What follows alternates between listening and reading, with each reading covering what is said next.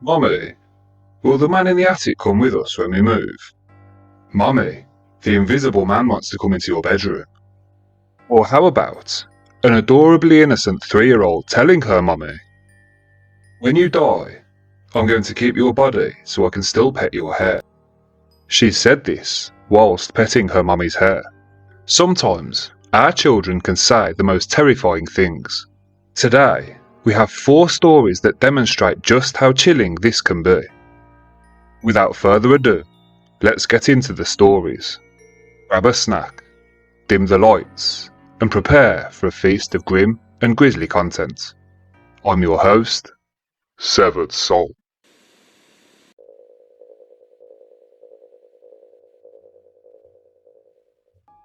First house I ever purchased was my home for 2 years. The house creeped me out from day one. It definitely had a spooky vibe, although I had never heard of deaths inside the home. Every house I've ever lived in seems to have been haunted, but I've had the craziest experiences in this specific house. I did have 2 mirrors across from each other in my daughter's room, and that is where most of the paranormal activity occurred. I didn't learn until after I moved out that mirrors can be portals. I haven't told half of these stories out loud though, because I realise it all sounds completely insane, but here are my ghost stories from my first home. My mum, sister and I are all sensitive to paranormal activity, so I knew right away that the house was haunted. Cupboard doors opened and shut during the night. I got weird feelings in various rooms. Footsteps were heard, but I didn't actually see the ghost until I had this one dream. I was newly pregnant and blamed this incident on pregnancy dreams until that explanation no longer made sense to me. I remember hearing the bathtub faucet turn on and off from my bedroom late at night. It was only my 2-year-old daughter and I in the house at the time, and she was asleep. I remember trying my hardest to stay awake because I had been so freaked out. My bedroom light was still on and I was sitting up in bed.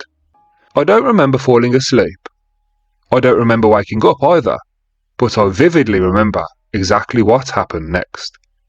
So, in my dream, I walked down the hallway and opened a white door leading to the living room, and there was a little blonde boy sitting by the couch playing with my daughter's toys. I shut the door, ran back to my bedroom, and called my husband on his cell phone, but I couldn't speak at all.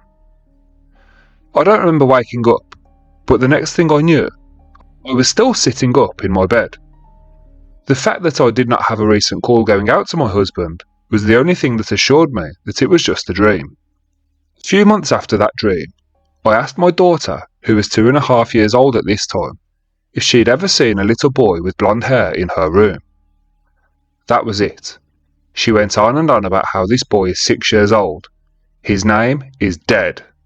He wears red, he's scary like a monster, and he's right there, and there, she stated as she pointed to her closet, her dresser, and her toy box. I put her to bed, and I went into the garage to call my mum and tell her about the conversation. Something told me to check on her while on the phone. Her bedroom was spotless, except for her 4-foot-tall Frozen doll sprawled out on the floor, and she had her blanket covering her head while she was laying flat on her back.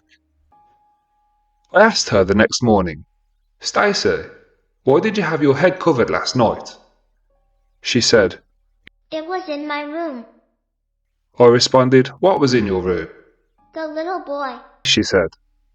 So I asked, "What was he doing?" "Playing." She said this as if it annoyed her. "What was he playing with?" I asked. "With toys, Elsa doll." A couple of months later, I thought my daughter had been watching my husband and I in the living room after I'd already put her to bed one night. It seriously felt like she was peering around the corner from the upstairs hallway. I loudly said to my husband, "I think somebody's up past their bedtime." Then I heard footsteps running back to her room. I heard the footsteps clearly. I went in to check on her about 5 minutes later, and she was fast asleep. There was no way on earth she was up and running about just 5 minutes prior. so I sat down on the ground by her bed. Within a couple of minutes of me sitting down, I noticed that the light from the hallway was glaring off the TV. In the reflection, I could see through her open bedroom door. I was absolutely horrified when I saw what appeared to be a head-shaped shadow within that light, peeking just around the door. I watched the head-shaped shadow closely for a few seconds, as I was already seriously freaked out. The very moment the shadow disappeared, I heard the floor creak, as if footsteps had been taken. Sometime after my son was born, I was in my own bedroom changing his diaper early in the morning. I swear I saw my daughter peeking around the corner into my room from the corner of my eye, so I said, "Good morning, Stacey." I heard footsteps running back to her room. I said something else, and thought it was weird that she wasn't responding.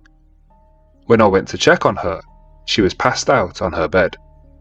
There was absolutely no way she was awake and running around just minutes before.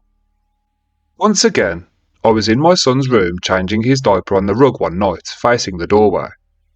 My husband was in my daughter's room reading her a bedtime book. I saw something leave my daughter's room. It was there 1 second and gone the next. But I know I saw it. It looked like a blonde boy wearing a red shirt, but this boy appeared to be nearly 6 feet tall. The very final incident in that house came after I left my now ex-husband. We separated and he moved out of the house as well, just 6 weeks later. The house was abandoned and I was preparing to sell it. One of my friends came with me to clean it out. We were upstairs in my bedroom, going through my closet, when we heard a loud crash below us, in what would have been the laundry room. We both froze for a second. Then we heard what sounded like a child giggling, followed by footsteps. There wasn't supposed to be anyone else in the house. We locked ourselves in that bedroom and called the cops. We were still hearing footsteps while we were on the phone with the 911 operator. The cops arrived within 5 minutes and they searched the entire house. They didn't find anyone. The neighbour, who was sat outside his own house at the time the cops arrived, tending to his roses, claimed he never saw anyone leave the house at all. I'm not sure who or what resided in that house with us, but I'm glad to have left it behind. Before we move on to the next story, please do me a massive favour by smashing the like button and subscribing to the channel.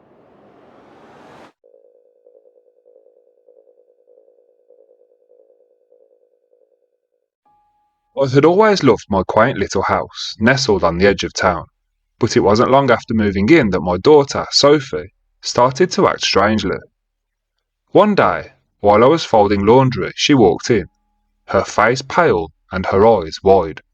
Mommy, there's a girl in the mirror, she said, her voice trembling. I looked at her, unsure if she was joking. What do you mean, sweetie? I asked, trying to sound calm. She's really pretty, but she's sad, Sophie replied. My heart raced. What does she say? Sophie hesitated and then whispered. She wants to come out. My stomach dropped. Sophie, there's no one in the mirror, it's just your reflection.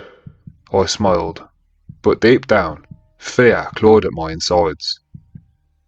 That night, as I took Sophie into bed, she stared at the mirror on her dresser. She's watching us, she said, her voice barely above a whisper. I glanced at the mirror, and for a fleeting moment, I thought I saw a shadowy figure behind Sophie. I shook my head, dismissing it as fatigue. The next day, I decided to remove the mirror, hoping to ease Sophie's fears. As I was taking it down, I noticed something etched into the back. A name. Lucy. I froze. I had no idea who Lucy was, but I felt a chill run straight through me. That night, I found Sophie sitting on her bedroom floor in front of her empty wall, talking softly to herself. Lucy, it's okay. You can stay here. My heart raced as I whispered, Sophie, who are you talking to? She turned to me, her eyes filled with tears. She's my friend, Mommy. She's lonely. Friend? But where is she? I asked, my voice trembling. In the mirror. Sophie replied. But she can't come out. I felt a wave of dread wash over me. I needed to know more about this Lucy. I did some digging and discovered that a little girl named Lucy had lived in our house many years ago. She had drowned in an accident and her family had left the house soon after. My blood ran cold as I realised that Sophie had become a conduit to this lost spirit. That night, I confronted the mirror, feeling a mix of fear and determination. Lucy, if you're here, I want you to know that you're not alone anymore. You can find peace. The air grew thick, and I felt a presence around me. A soft voice whispered behind me. Thank you. After that night, Sophie never mentioned Lucy again. But sometimes late at night I could feel a gentle presence in the room, as if Lucy had found solace in our home. It was a chilling reminder that some spirits linger, and their stories remain intertwined with our own. MR. Shadow. As a single parent, I often found myself lost in the daily grind of life, balancing work and taking care of my 5-year-old son, Ethan. One evening, as I was preparing dinner, I heard him giggling in the living room. I peeked in expecting to see him playing with his toys, but instead, he was staring at the dark hallway leading to the bedrooms. Ethan, what's so funny? I asked. My curiosity piqued. He turned to me, his face lit up with a huge grin. Mommy, I was just talking to my friend. He's really funny. My heart sank. What friend, buddy? I asked, trying to keep my tone light. Ethan pointed down the hallway. The Shadow Man. He tells me jokes. I forced a smile, trying to mask my unease. That's nice, sweetie. But remember, shadows aren't real. As I turned back to the stove, I felt a chill run straight through me. I couldn't shake the feeling that something was off. That night, after putting Ethan to bed, I heard him whispering to someone. I stood outside his bedroom door, holding my breath. You're so funny, Mr. Shadow. Can we play again tomorrow? I felt a wave of nausea wash over me. I quietly opened the door, and to my horror, Ethan was sitting up in bed, his eyes fixed on the corner of the room. Ethan, who are you talking to? I asked, my voice trembling. He turned to me, his expression serious. Mr. Shadow wants to come out. He said he feels lonely.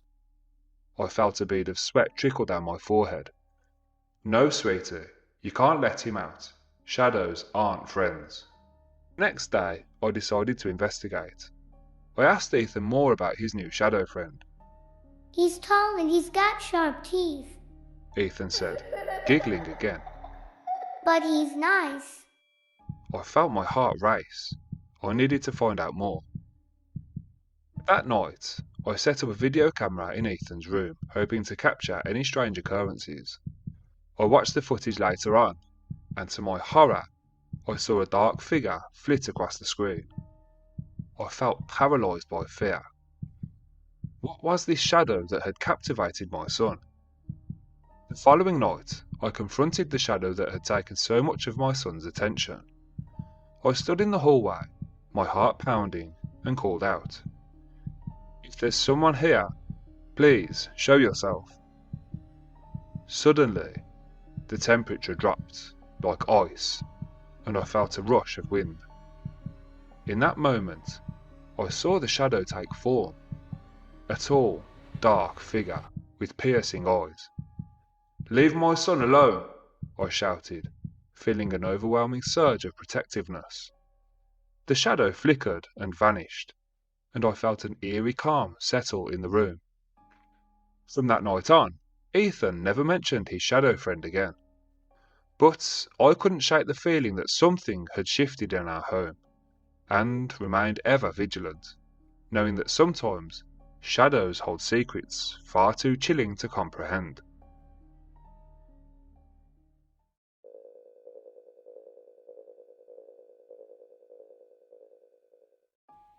I'd just finished putting my daughter, Lily, to bed. The house was quiet, save for the soft hum of the heater kicking in. As I tucked Lily in, she looked up at me with those big, innocent eyes and said, Mommy, there's a lady in my closet. I chuckled nervously, brushing it off as a figment of her imagination. There's no lady there, sweetheart. Just your clothes and toys. I gave her a reassuring smile, but deep down, a chill began to creep down my spine. Lily insisted, her voice barely above a whisper. But she talks to me. She says she used to live here. My heart raced as I felt the air grow thick around me.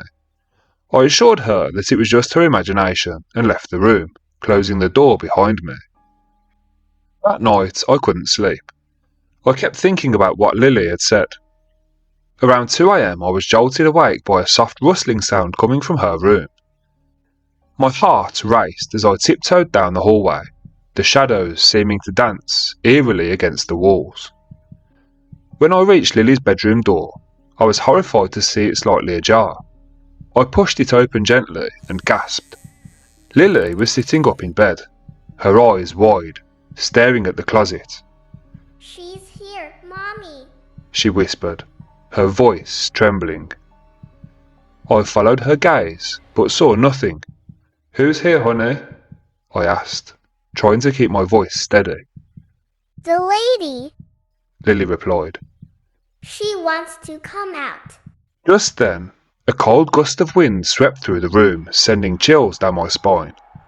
I felt an overwhelming sense of dread wash over me. I quickly scooped Lily into my arms and rushed downstairs, my heart pounding like a drum in my chest. We spent the rest of the night curled up on the couch, the shadows of the house looming like dark figures. The next morning, I decided we needed to talk about it, so I asked Lily more questions. Did she say anything else? I inquired, my voice shaky. Lily nodded slowly and said, She said her name is Margaret and she wants to play. I felt a shiver run down my spine. Who was Margaret, and why was she in our home? I vowed to investigate and find out if there was any truth to her claims. After some research, I discovered that a woman named Margaret had once lived in our house decades ago. She tragically passed away in an accident. The revelation was terrifying, but I also felt a strange sense of relief. Maybe she wasn't here to harm us. As days went by, Lily continued to talk about Margaret, saying that she was friendly, but I could never shake the feeling of being watched. One night, I decided to confront the presence. I stood in front of the closet, my heart racing, and declared, If you're here, Margaret, please leave us alone. The air grew heavy, and for a moment I felt a warm presence wash over me. I held my breath, waiting for a response. A soft whisper echoed through the room. I just want to be remembered. The voice faded, leaving a lingering chill in the air. After that night, Lily never mentioned Margaret again, but the memory of that chilling encounter still haunts me to this day. That's all we have time for today. I really hope those stories give you nightmares. If you enjoyed today's episode, please smash the like button and subscribe to the channel for a feast of grim and grisly content. As always, thanks for watching. I'm your host, Severed Soul.